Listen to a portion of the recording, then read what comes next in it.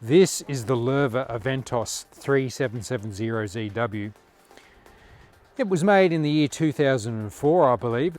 It's the first pure flat tube Loewe that I've had on the channel, so it'll be interesting to see its image quality as far as convergence, geometry and sharpness in the corner is concerned. You've got the power button on the very left, that black button, in the big round black circle in the middle is not a button, but it's the red LED inside and green LED for standby and on, as well as infrared remote receiving area.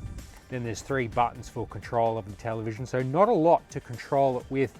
You really need to have the remote to control the television properly, especially with the complexity that some of these Loewe's have. Going around to the side, nice sleek cabinet.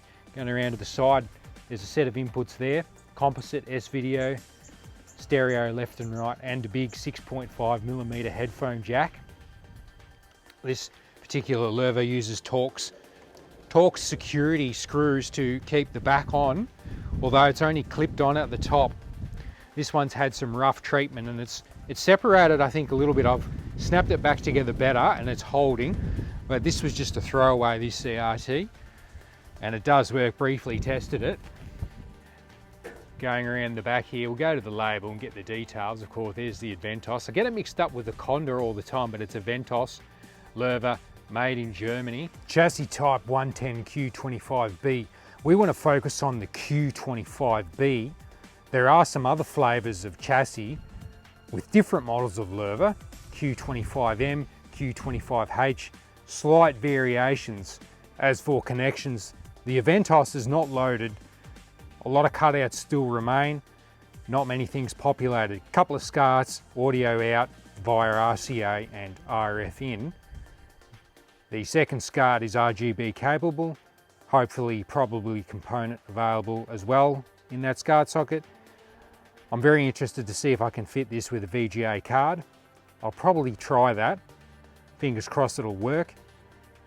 Let's go inside and have a look and perhaps put that card in now. In front of us is the VGA card for the Loewe televisions. There's 3 cables that are poking out of it. The other side is the component side of the card. And the edge has the connections. So there's 3 connections or connectors. There's the VGA one on the right, where we'll plug in, say, Xbox 360, PC, Dreamcast. Then there's what appears to be a headphone jack and even smaller headphone jack. So I don't know what this tiny little headphone jack, it's less than 3.5mm, so it's not a headphone. Don't know what it does, but this one in the middle is 3.5mm, so it will fit a headphone style plug, but it's not for any audio whatsoever. It's actually for this cable here to be plugged into it. And the other end has that little, there'll be an LED or something inside that, and you're probably wondering, well, what's this all about? So over here I've got a couple of manuals, VGA installation manuals. They are different in their application. So what happens is this little cable, basically if you've got, say in the picture here, like a set-top box or a DVD player, if it's inside a cabinet where you can't get access to it with your remote because it's completely covered up, what happens is, I think the television takes the signal and then passes it through this cable via the VGA card, and you actually physically stick that little end, this little end here, you physically stick it like it is on the picture in front of the infrared receiving portion of your VCR or your DVD player or whatever device it is. Basically, if it's obscured by the cabinet, you can bypass it with this setup. I've never seen that before and I've never even tried it out, but it is quite interesting.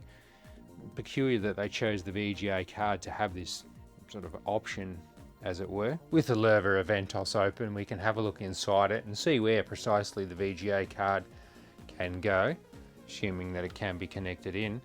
There's our sticker, Aventos 3770ZW, our tube label, W66 ERF 022X044, made in Germany.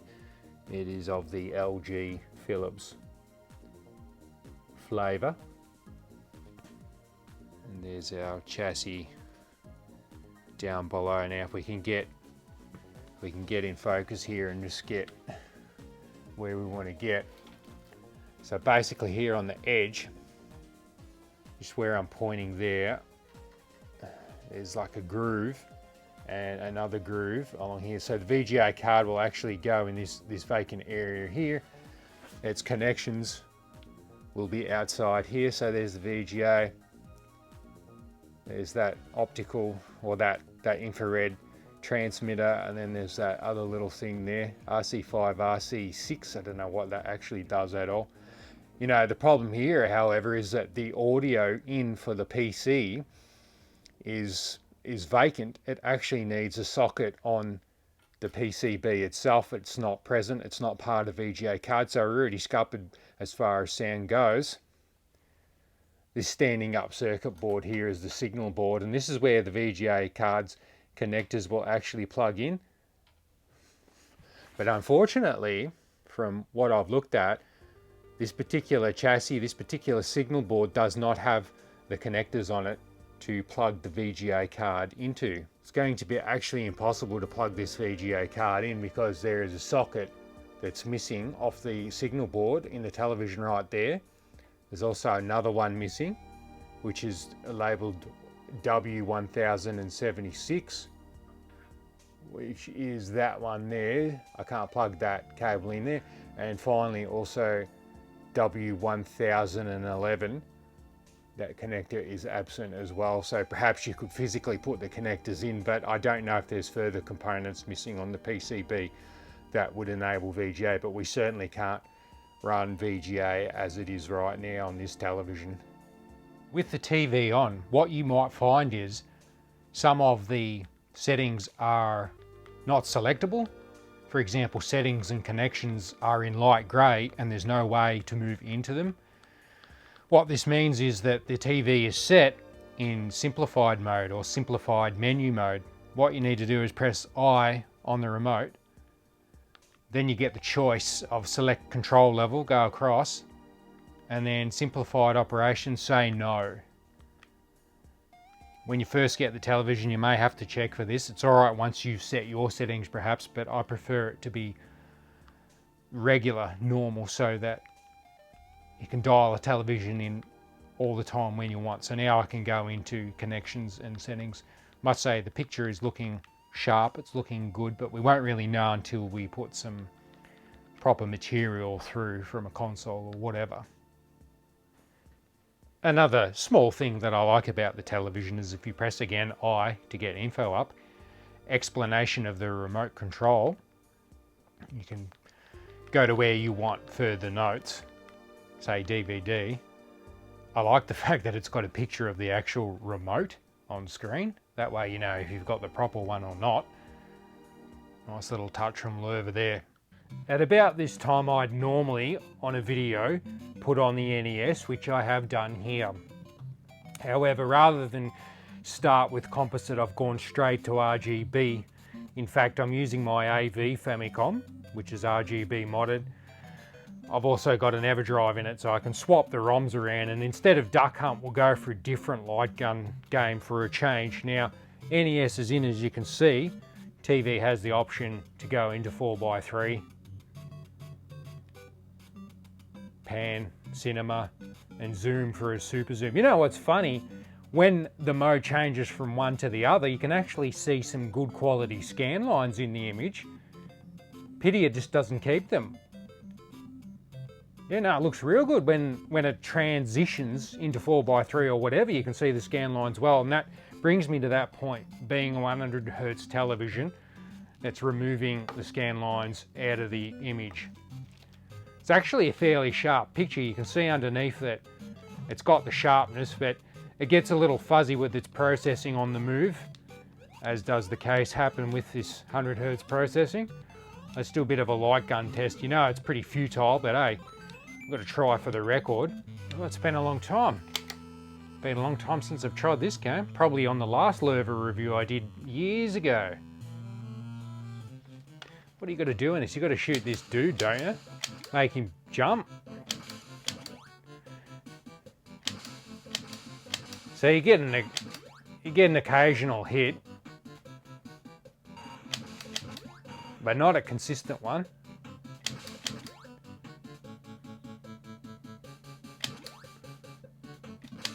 think I had this happen on the last Loewe review where I played this game. It partially worked. It seemed to work half of the time, which is unusually high on 100Hz television. Oh. So it works a bit. Let's go to Duck Hunt. Well, I'm not used to how fast it is. I'm always playing the PAL version of this and the music's really quick on this NTSC version. Oh, even the ducks, maybe a bit faster. Yeah, see, no good.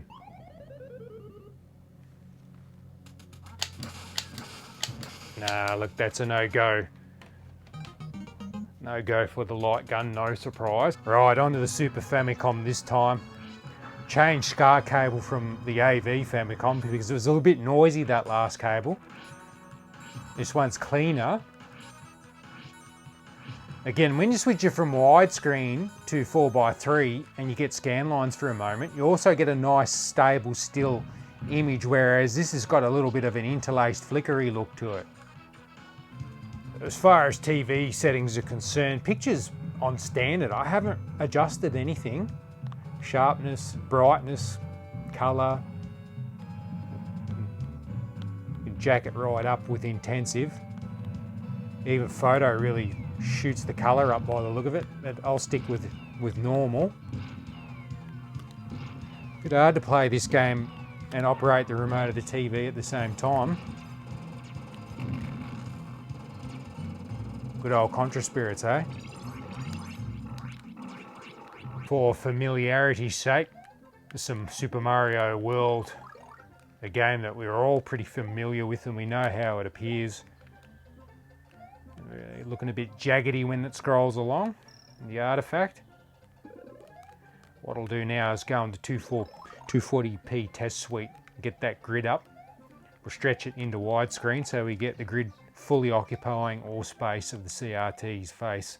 This is with 240p test suite on and we can see the grid. I'd actually prefer if the grid, or at least there was an option, to have it white throughout, white on the outside, because if I'm looking for misconvergence, red is a sign of that, and if we've got a red grid, well, it's a bit harder to tell, isn't it? So we're pretty square, got a bit of a rise down the bottom middle there. We're fairly straight, fairly square, pretty good. What else can we look at? A little bit of red tinge on the inside of that circle. I think this is probably the corner that's misconverged the most, but still. It's still fairly decent, isn't it?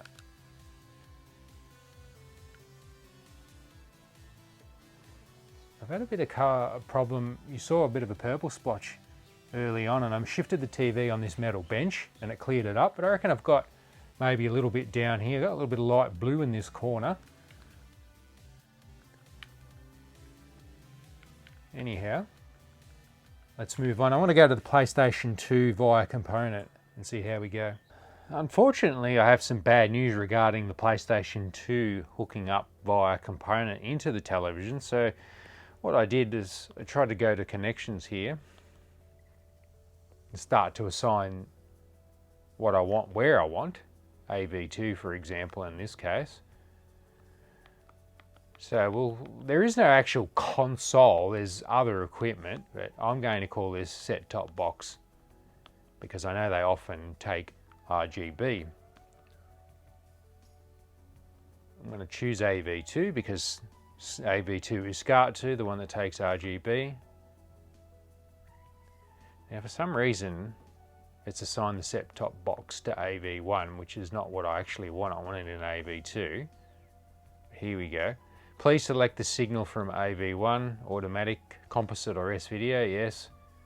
Then the signal from AV2, and this is the important one. This is the SCART 2.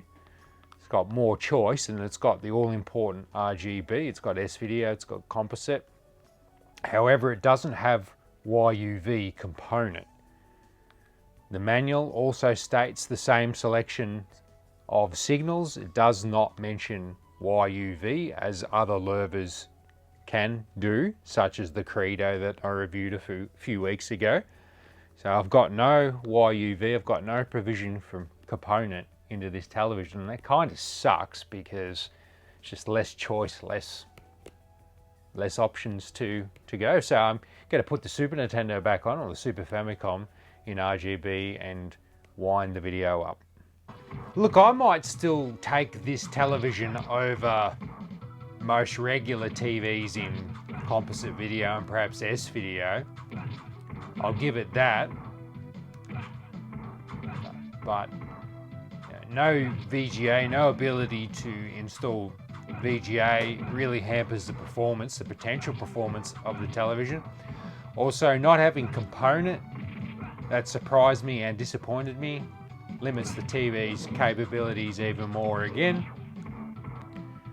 If you're going to put up with RGB here like this, you're going to have to get used to the artifacts. A bit jaggy in movement, bit blurry, bit jaggedy, as I've mentioned many times before. No light gun compatibility.